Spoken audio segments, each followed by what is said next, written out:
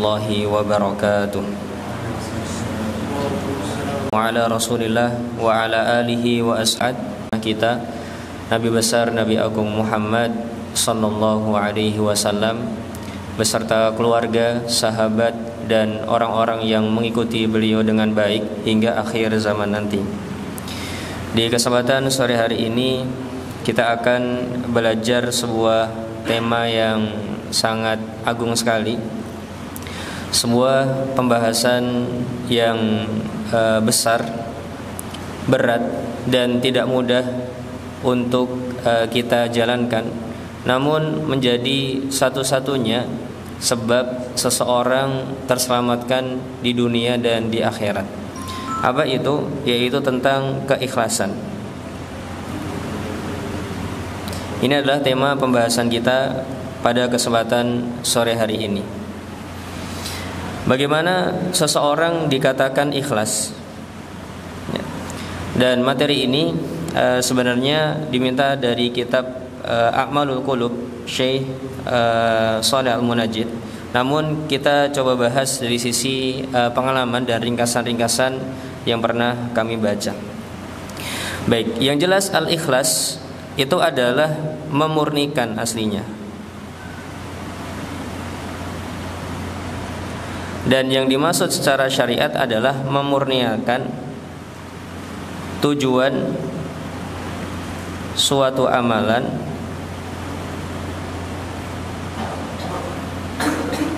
hanya untuk Allah saja, meskipun terkadang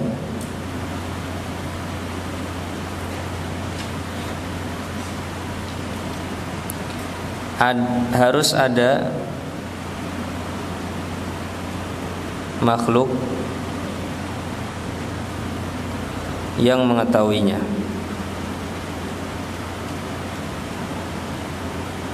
Ini sebuah ringkasan dari pengertian. Tujuan dari suatu amalan hanya untuk Allah saja, meskipun terkadang harus ada makhluk yang mengetahuinya. Kita ambil sebuah contoh saja biar kita lebih mudah. Misalkan hadiah. Hadiah itu adalah sebuah amalan yang disyariatkan di dalam agama kita. Nabi SAW mengatakan tahadu tahabbu. Salinglah memberi hadiah, maka kalian akan saling mencintainya. Ya, salinglah memberi hadiah, maka kalian akan saling mencintai. Ya. Kalau kita mengartikan ikhlas itu ketika amalan hanya untuk Allah saja dan tidak diketahui oleh makhluk satupun, maka nanti kita akan bermasalah dalam beberapa amalan, semisal hadiah ini, yang tujuannya yang namanya hadiah itu adalah mengharapkan cinta orang lain. Jadi kita memberikan hadiah kepada orang lain tujuannya agar dicintai, agar dekat gitu. Nah, maka yang namanya ikhlas yang terpenting adalah tujuannya itu untuk siapa. Jadi ketika ditanya apa tujuan kamu memberikan hadiah, maka kalau jawabannya satu, aku ingin mengamalkan hadis Nabi SAW, ya, mengamalkan hadis misalkan.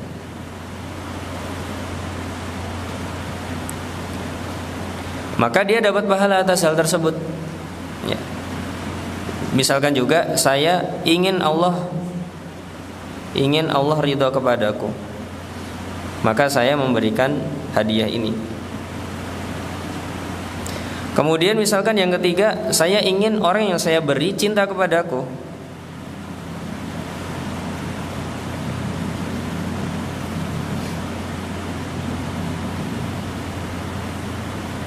Cinta kepadaku. Misalkan ada 3 tujuan ini atau 7 niat ini dalam amal ibadahnya, maka dengan niatan-niatan seperti ini dia masih dikatakan sebagai orang yang ikhlas meskipun mengharapkan cinta dari orang yang diberi. Karena yang namanya hadiah itu secara pengertian memang untuk mengharapkan cinta dari orang yang diberi. Orang tua memberikan hadiah kepada anaknya, apa tujuannya? Agar anaknya dekat kepada orang tua. Anak memberikan hadiah kepada orang tua, apa pengennya? Agar orang tua merasa dekat dengan anaknya juga. Ya.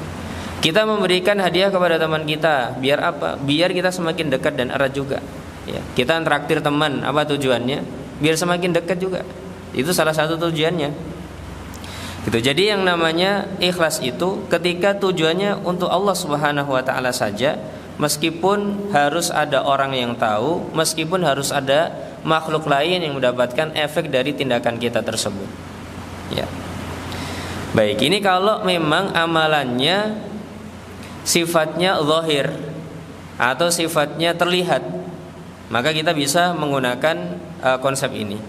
Nah, kalau amalannya tidak zahir, ada amalan tidak zahir. Apa itu amalan tidak zahir? Amalan yang tidak terlihat. Ya. Misalkan kita sholat di rumah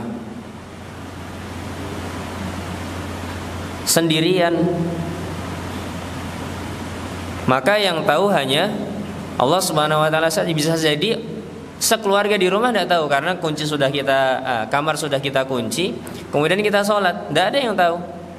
Nah, kalau kita bisa melakukan tindakan itu, maka dia adalah seorang yang berkemungkinan besar mengharapkan keridhaan Allah Subhanahu wa taala dan dia ikhlas dalam mengamalkan tersebut. Beda kalau nanti setelah sholat di rumah sendirian, difoto dan diupload. Misalkan, alhamdulillah hari ini aku bisa sholat duha 12 rakaat misalkan. Diupload pakai status entah di WA, entah di IG, entah di Facebook, entah di Instagram misalkan.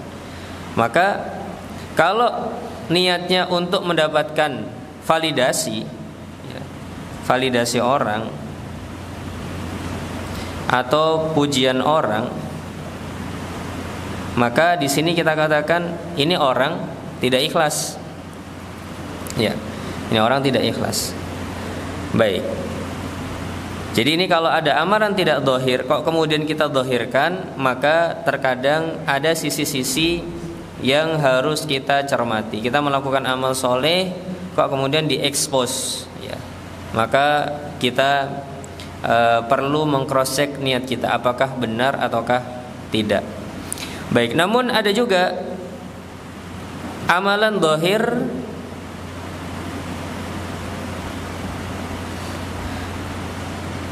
ikhlas, tapi memang sengaja untuk diviralkan dalam rangka misalkan berdakwah atau setidaknya menjadi influence kebaikan. Nah, apakah ini adalah sesuatu yang salah ataukah sesuatu yang benar? Ada tidak syariatnya di dalam agama kita? Kita berusaha melakukan amalan ikhlas, tapi memang sengaja kita viralkan, tujuannya adalah untuk berdakwah. Maka di sini ada firman Allah Subhanahu wa taala di dalam salah satu ayatnya. Ya.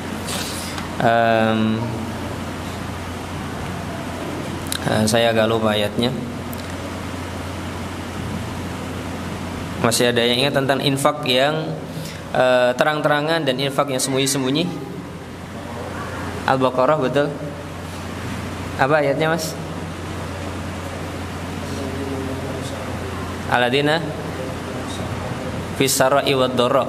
Sarra wad-dharra, kalau sarra itu lapang dan sempit.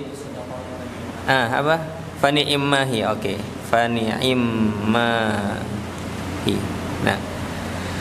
Baik, di surat Al-Baqarah ayat 271 Allah Subhanahu wa taala mengatakan,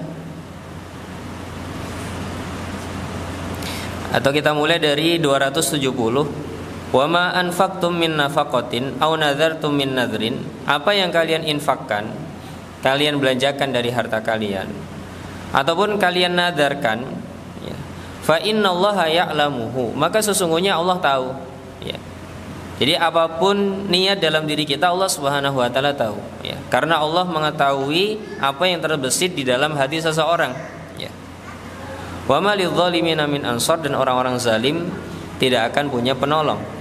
Kemudian Allah mengatakan, in tubadus shadaqati fani'immahi, kalau kalian memperlihatkan sedekah-sedekah kalian, maka alangkah baiknya itu.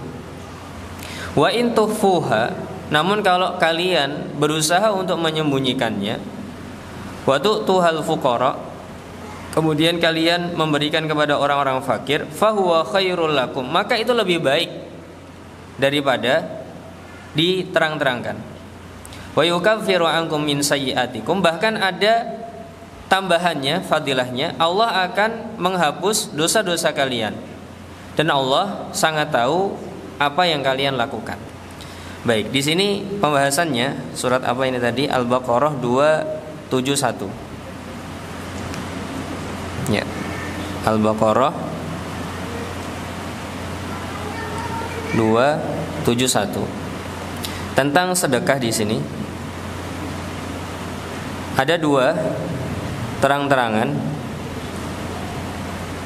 ada juga sembunyi-sembunyi. Komentar Allah Subhanahu wa taala terhadap sedekah terang-terangan adalah alangkah baiknya. Nikmah itu kan sesuatu kebaikan yang sangat bagus sekali. Fani'immahi, alangkah baiknya.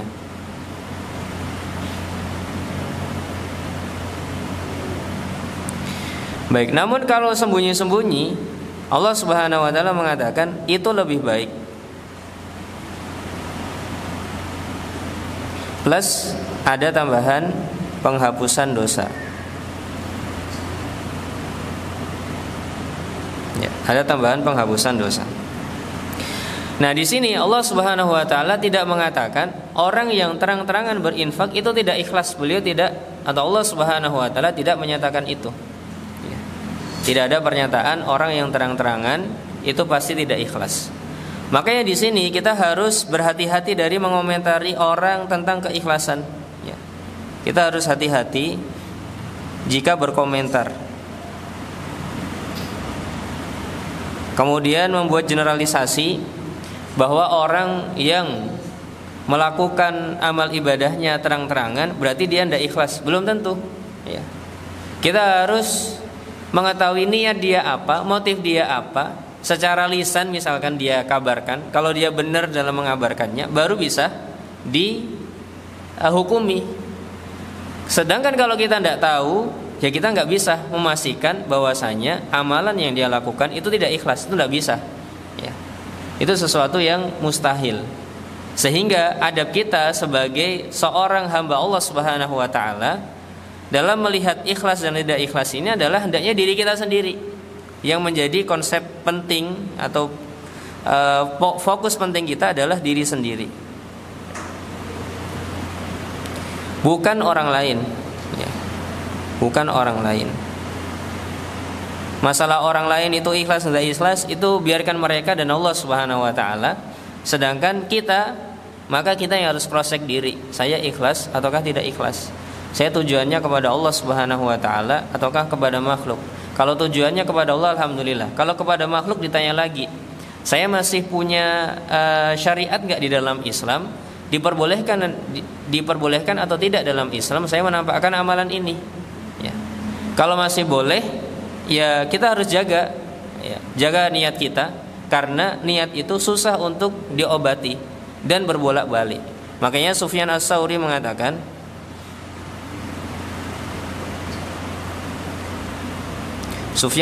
mengatakan, ma'alajtu syai'an asyadda min niyati. Ya, ma'alajtu syai'an asyad, ya, min niyati. Beliau mengatakan, aku tidak pernah mengobati sesuatu yang lebih berat daripada niatku. Kata beliau, fa innaha tataqallabu alayya, karena ternyata niatku itu berubah-ubah terus. Ya. Nah, ini kata Sufyan Ats-Tsauri rahimahullahu taala. Susahnya untuk mengobati niat, susahnya untuk ikhlas. Ya. Imam Ahmad juga pernah ditanya, "Wahai Imam Ahmad, Anda semangat sekali menuntut ilmu hadis ini, apakah Anda itu ikhlas karena Allah Subhanahu wa taala?" Ya. Maka beliau mengatakan, al-ikhlasu sya'nuhu 'azim.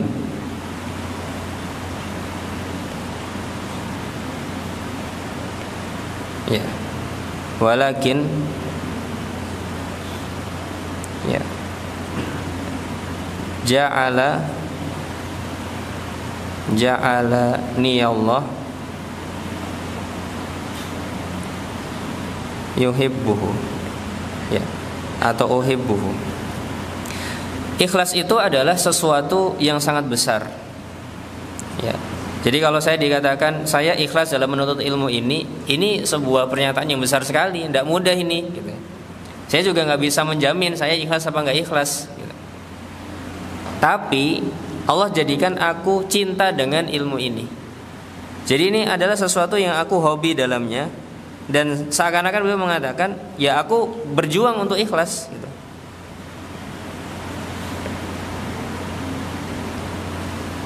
Jadi yang namanya keikhlasan ini adalah sesuatu yang terus kita perjuangkan, bukan sesuatu yang harus kita deklarasikan.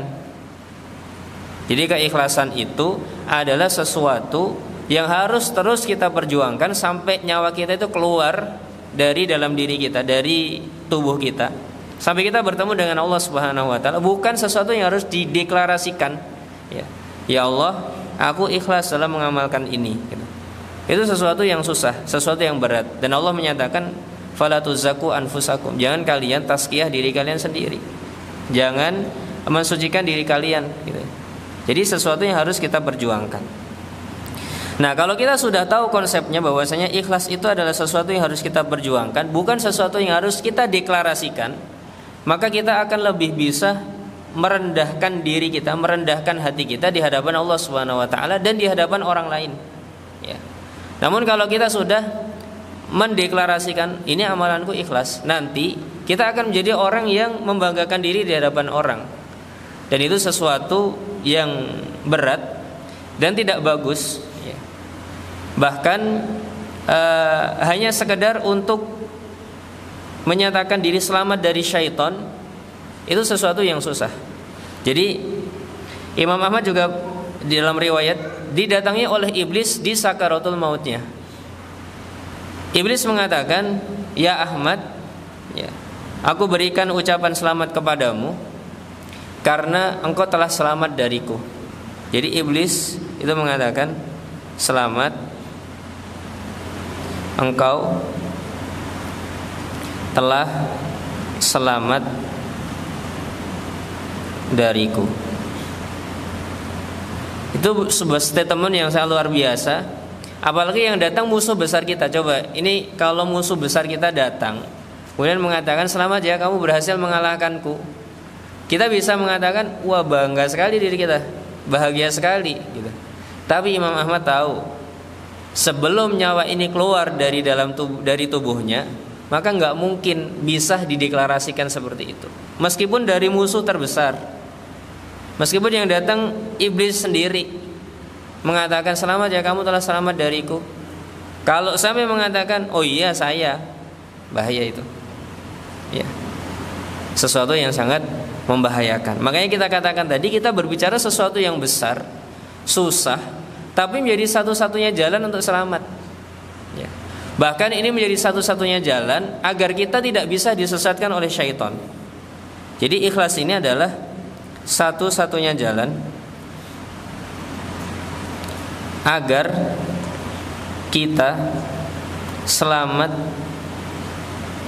dari bisikan setan. Ya. Allah menyatakan ini banyak dalam suratnya, illa ibadaka. Ya. Ada di dua surat, Al-Hijr ayat 40 dan Shad ayat 83, dan pembahasannya hampir sama. Yaitu ketika Allah Subhanahu wa taala mengatakan kepada iblis. Ya. Jadi ceritanya Allah Subhanahu wa taala memerintahkan malaikat untuk bersujud kepada Adam. Allah mengatakan, aku menciptakan sebuah makhluk dari tanah. Kalau nanti aku sudah selesai dan meniupkan ruhku kepadanya, maka aku minta kalian bersujud kepada makhlukku ini. Maka seluruh malaikat bersujud kecuali iblis. Dia sombong dan dia tidak mau taat kepada Allah Subhanahu wa taala. Maka Allah Subhanahu wa taala mengatakan, wahai iblis, apa yang menyebabkan kamu enggak mau sujud terhadap makhluk yang kuciptakan dengan kedua tanganku sendiri? Bahkan kamu sombong atau kamu ingin mengangkat dirimu sendiri? Maka iblis mengatakan, aku lebih baik daripada dia. Ya. Anda menciptakan saya dari neraka dan Anda menciptakan dia dari tanah. Ya. Artinya iblis tidak mau sujud kepada Nabi Adam gara-gara tahu dari mana penciptaannya. Apa kata Allah Subhanahu wa taala? Kalau gitu keluar kamu dari surga. Kamu adalah orang yang dijauhkan dari rahmat, dilaknat, tidak pernah dapat rahmat lagi kamu. Dan kamu akan terus mendapatkan laknatku sampai hari kebangkitan. Wa inna alaika laknati ila yaumiddin. Maka iblis mengatakan, wahai Rabbku, wahai penciptaku, tolong beri tangguh aku, beri umur aku yang panjang sampai hari kebangkitan. Ya. Ini sesuatu yang perlu kita garis bawahi juga, yaitu seseorang yang sudah dilaknat oleh Allah Subhanahu wa taala, seseorang yang sudah dikatakan ar-rajim, seseorang yang sudah dikatakan sombong kepada Allah, membangkang kepada Allah, ketika berdoa kepada Allah Subhanahu wa taala dikabulkan. Ya. Fa'anzirni ila yaumi yub'atsun. Maka Allah mengatakan, qala fa innaka minal mundzirin, kamu termasuk orang yang diberi tangguh. Ini sebuah faedah yang harus kita garis bawahi, terutama kepada orang-orang yang meragukan diri, apakah doaku terkabulkan atau tidak, apakah Allah mau mengabulkan doaku atau tidak. Terkadang ada orang-orang yang merasa, aku kayaknya nggak pantas deh doaku dikabulkan, ya, dosaku banyak sekali. Maka kita jawab, coba perhatikan Pak, coba perhatikan Bu, ya, Mas, Mbak, ini iblis sudah dilaknat oleh Allah, diusir dari surga. Ya, dia sudah menyatakan di hadapan Allah, aku lebih baik daripada dia. Ya, dinyatakan Allah, kamu orang kafir, nggak mau taat. Tapi ketika berdoa dikabulkan oleh Allah Subhanahu wa taala. Karena kata Umar bin Khattab radhiyallahu anhu, inilah ahmilu hammad doa. Aku nggak khawatir tentang pengabulan sebuah doa. Walakin ya akhsha alla yad'uwan nas au kama qala radhiyallahu anhu. Tapi yang aku khawatirkan adalah orang-orang itu tidak punya ide untuk berdoa. Itu yang aku khawatirkan, kata Umar bin Khattab radhiyallahu anhu. Li'anna doa ya yastalzimu al-ijabah. Karena berdoa itu pasti diijabah dengan 3 kemungkinan. 33% direalisasikan sesuai dengan yang kita minta, 33% direalisasikan dengan bentuk lain yang itu lebih bermanfaat untuk kita, dan 33% disimpan pahalanya oleh Allah Subhanahu wa taala untuk kita di akhirat nanti. Tidak ada ruginya. Makanya Umar bin Khattab radhiyallahu anhu ketika punya keinginan untuk mati syahid di kota Madinah, beliau yang penting berdoa, ya Allah, as'aluka asyhadata fi madinati rasulika, aku memohon kepadamu agar bisa mati syahid di kota nabimu. Karena Umar tahu beliau pasti akan mati syahid, karena sudah dinaskan di dalam hadis Nabi SAW. Maka beliau berdoa, aku ingin mati syahid di Madinah ya Allah. Orang-orang di sekitarnya bertanya, wahai Amirul Mukminin, bagaimana mungkin Anda pengen mati syahid di kota Madinah? Kota Madinah kan sudah aman, kayaknya nggak mungkin. Ibaratnya aku pengen mati syahid di Masjid Al-Muqtasidin misalkan. Semua yang di sini bingung, Ustaz, minta doa kok kayak gitu, apa yang mungkin di sini bisa mati syahid? Ya, orang akan mengatakan nggak mungkin. Tapi karena Umar itu sudah tahu konsep ini, yang terpenting bagiku itu berdoa, mengajukan permintaan kepada Allah Subhanahu wa taala. Masalah terkabul apa enggak itu urusannya Allah. Tapi saya yakin kalau aku berdoa itu ada pengabulannya. Apa yang terjadi? Maka Umar bin Khattab radhiyallahu anhu di tahun 20-an 3 Hijriyah, wafatnya di mana? Di Madinah. Bahkan di mana? Di Masjid Nabawi. Bahkan kapan? Saat sholat subuh. Ditusuk oleh musuh Islam ketika itu. Jadi yang terpenting bagi kita adalah berdoa. Sebagaimana iblis, yang penting ajukan permintaan. Masalah dikabulkan nggak dikabulkan itu sudah hak prerogatifnya Allah Subhanahu Wa Taala. Ya. Gitu. Maka di sini kita mendapatkan faedah itu. Kemudian iblis mengatakan, qala fa bi izzatika la ughwiyannahum ajma'in. Ya Allah, karena engkau menyesatkanku, dengan kemuliaanmu aku akan sesatkan mereka, menyesatkan semua umatmu, semua umat manusia, jin dan manusia. Baik, di sini juga ada pelajaran bahwasanya iblis itu mengatakan bahwa dosa yang dilakukan disebabkan karena takdir Allah Subhanahu wa taala. Dan ini keyakinan iblis yang harus tidak ada dalam diri kita. Kalau kita berbuat dosa, jangan meyakini atau jangan mengatakan, oh ya sudah takdirnya Allah, aku berbuat dosa kok, ya pasti terjadi. Seandainya Allah tidak menakdirkan, pasti aku nggak akan melakukan perbuatan dosa ini. Ini sebuah keyakinan yang salah, ya. Harusnya seorang muslim mengatakan, kalau berbuat dosa memang ini salahku sendiri. Sebagaimana Nabi Adam, Rabbana dzalamna anfusana, ya Allah, aku telah menzalimi diriku sendiri. Aku ngaku aku salah ya Allah, ketika makan buah khuldi. Nabi Adam tidak mengatakan, ya Allah tolong dikasih maaf lah ya Allah, aku makan ini gara-gara dikasih waswas sama syaitan, iblis berhasil menggoda aku, tolong ya Allah maafkan aku. Bukan itu kalimatnya Nabi Adam. Nabi Adam langsung menisbatkan itu pada dirinya sendiri, ya Allah memang aku salah, aku berbuat salah dan menzalimi diriku sendiri. Harusnya keyakinan kita sebagai seorang muslim gitu, setiap kali berbuat dosa salahnya dari diri kita, bukan dinisbatkan kepada takdir Allah Subhanahu wa taala. Jangan sampai seperti jangan sampai sama seperti iblis seperti ini, ya. Dia mengatakan, engkau telah menyesatkanku. Baik. Kata iblis kan, la ughwiyannahum ajmain, aku akan sesatkan mereka semua ya Allah. Kemudian iblis mengatakan, illa ibadaka minhumul mukhlasin, kecuali hamba-hambamu yang ikhlas, atau engkau buat di dalam hatinya ikhlas kepadamu ya Allah, itu tidak bisa aku sesatkan. Jadi satu-satunya orang yang bisa terselamatkan dari penyesatan iblis itu adalah orang yang ikhlas karena Allah Subhanahu wa taala, melakukan itu karena Allah Subhanahu wa taala. Baik. Apa contohnya Ustaz, pengaplikasiannya? Misalkan ya, kita belajar untuk ujian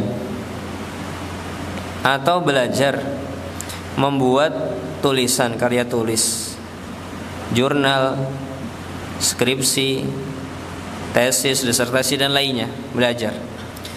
Maka coba kita tanya pada diri kita, saya membuat ini karena siapa? Misalkan, kalau seseorang mengatakan, ya Allah aku belajar, ya, aku ingin mendapatkan keridhaan-Mu, aku berusaha untuk mengikhlaskan ini kepadamu ya Allah, ya. Yang diikhlaskanlah ya proses belajarnya. Nanti kalau dia dikritiki dan dikritisi dalam jurnalnya, ataupun dalam skripsinya oleh dosen-dosen pembimbing, ataupun sama dosen-dosen penguji, atau mungkin direndahkan serendah-rendahnya, apa ini nggak bermanfaat misalkan, maka dia akan lebih bisa tegar dan mengatakan, baik, terima kasih para dosen penguji yang telah memberikan masukan-masukan yang sangat berharga terhadap karya tulis saya. Insya Allah karya tulis saya akan saya perbaiki. Dia akan lebih bisa senetral itu. Kenapa? Karena harapan dia dari belajarnya itu adalah mendapatkan keridhaan Allah Subhanahu wa taala. Jadi dia tujuan utamanya bukan aku pengen dapat nilai bagus misalkan, atau aku pengen dapat pujian dari dosen-dosenku misalkan. Misalkan itu ada, tapi kalau dia sudah menjadikan nomor satunya aku belajar karena Allah Subhanahu wa taala, maka apapun yang terjadi di sini dia tidak terlalu memikirkannya. Itu hanya bumbu-bumbu saja, ya. Jadi ini kalau pengaplikasian keikhlasan dalam kehidupan kita sehari-hari bisa seperti ini sesuatu yang luar biasa. Ya. Kita bantu seseorang, ya. Kita bantu seseorang. Ya, kenapa? Kenapa saya bantu? Coba tanya pada diri kita sendiri. Kalau niatnya aku ingin mendapatkan keridhaan Allah Subhanahu wa taala, aku ingin Allah senang kepadaku, maka ketika orang tersebut tidak berterima kasih kepada kita nggak terlalu baper, nggak mengucapkan terima kasih ya mas sudah dibantu. Dia habis dibantu langsung pergi nyelonong aja, nggak ada ucapan terima kasih, nggak ada pamit-pamitan gitu. Kalau dia sudah mengatakan ini karena Allah Subhanahu wa taala, maka dia sudah yakin ini sudah dilihat Allah. Allah sudah mencatatnya untukku. Orang ini langsung pergi, itu bukan urusanku, ya. Maka ini menjadi ujianku lagi dari Allah Subhanahu wa taala untuk membuktikan apakah benar aku sudah ikhlas ataukah belum, ya. Dia akan melihat perspektif ke arah sana, ya. Gitu. Kita berusaha untuk membahagiakan orang tua, membelikan oleh-oleh untuk orang tua. Oleh-oleh untuk orang tua. Tujuannya apa? Oh misalkan aku pengen membahagiakan orang tuaku, tidak ada niatnya agar Allah memberikan pahala kepadaku misalkan. Maka kalau niatnya hanya untuk orang tua, membahagiakan orang tua, maka kita akan susah. Kenapa? Karena kita nggak tahu orang tua kita saat kita datang bawa hadiah itu sedang moodnya baik apa nggak baik, senang dengan yang kita bawakan apa nggak kita bawakan. Karena yang kita bawakan belum tentu disenangi oleh orang tua kita. Yang kita sukai belum tentu disukai oleh orang tua kita. Kita sukanya duren, ternyata orang tua kita nggak suka duren. Kita bawakan sesuatu yang sangat kita sukai, sampai rumah nggak apa oleh ambunnya bereng-berengan kayak gini misalkan. Wah, sana-sana dibuka di luar aja, aku nggak suka. Ini kalau niatnya hanya untuk orang tua, sedih dia. Ya Allah, aku sudah membelikan sesuatu untuk orang tua aku, tapi kok jadi seperti ini. Jadinya kepada Allah Subhanahu wa taala dia mengadu, mengeluh, kok jadi seperti ini ya, gitu. Tapi kalau dia ikhlas karena Allah Subhanahu wa taala, maka dia akan mengatakan, oh ibu nggak suka ya ternyata ya, mohon maaf ya bu, ya tak buka di luar aja ya bu, ya malah kita senang ya, karena nggak kurang jatah kita banyak, gitu kan. Tapi kalau kita nggak karena Allah Subhanahu wa taala, ini kita sering baper, ya. Jadi kalau kita tujuan dalam tindakan-tindakan kita itu manusia, kita akan sering baper nanti. Bantu seseorang tujuannya manusia, sering baper. Tapi kalau kita sudah Allah Subhanahu wa taala, jadi capernya kita itu kepada Allah Subhanahu wa taala, kita akan lebih enak menjalani hidup ini. Kita jarang baperan nanti, ya. Kita akan lebih enak. Ini ibarat orang yang datang ke warung Padang pengen beli rendang. Kemudian sampai di warung Padang, penjualnya mengatakan, mohon maaf mas, namanya mas siapa? Mas Ihsan, mohon maaf mas Ihsan, rendangnya habis. Padahal dari rumah itu sudah bayangin rendang enak di warung Padang itu, ya. Biasanya masih tersedia banyak, sudah bayangin suapan-sesuapannya. Sampai sana dikatakan rendangnya habis. Itu patah hatinya mungkin berapa hari, Mas? Itu kalau kita sudah berharap. Tapi coba kita itu dari rumah nggak ada harapan untuk makan rendang. Kita itu cuma mau beli ikan lele aja. Kemudian sampai di warung Padang, penjualnya mengatakan, mohon maaf mas, rendangnya habis. Apa yang kita katakan? Tenang aja pak, tidak apa-apa, saya nggak mau beli rendang pak, saya mau beli lele. Oh kalau itu masih banyak mas, aman kita, nggak ada baper-baperan itu, nggak ada sedih kita dikatakan rendangnya habis. Itu sama dengan tindakan-tindakan kita, apakah ada harapan-harapan kepada manusia ataukah tidak, meskipun itu di amalan zahir yang harusnya kita mendapatkan kecintaan mereka. Itu kalau sudah karena Allah Subhanahu wa taala, maka kita akan lebih nyaman, lebih tenang, kita akan susah disesatkan oleh syaitan. Jadi kayak tindakan-tindakan orang di sekitar kita itu ibarat penyesatan dari syaitan. Karena syaitan itu untuk menyesatkan manusia banyak jalannya. Pengennya dibuat kafir ya. Orang itu dibuat kafir. Itu bisikan pertama. Kalau bisa senang sekali syaitan. Kalau nggak bisa dibuat kafir, dibuat melakukan dosa besar. Nggak bisa juga kok dia tetap nggak melakukan dosa besar, dibuat melakukan dosa kecil. Nggak apa-apa lah, yang penting dia melakukan dosa. Dibuat lagi melakukan dosa kecil, tidak mau, hal yang sia-sia, tidak ada dosanya tapi nggak ada pahalanya juga ya. Udahlah saya pokoknya pengen orang ini tidak dapat pahala meskipun dia nggak berbuat dosa. Dibuat hal yang sia-sia, melakukan sesuatu aktivitas hukumnya mubah dan halal, dia nggak niatkan kepada Allah ya, tapi juga nggak berbuat dosa. Udah berbanyak aja di situ dia. Kok tetap mau melakukan perbuatan yang berpahala? Susah ini orangnya disuruh berbuat sia-sia, maka dipilihkan yang pahalanya kecil. Ya, aku pengen orang ini mendapatkan pahala tapi pahalanya kecil aja. Kok tetap nggak bisa, pengen pahala besar orang ini?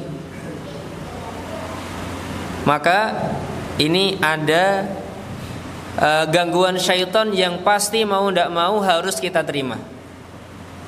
Apa itu? Dicaci maki,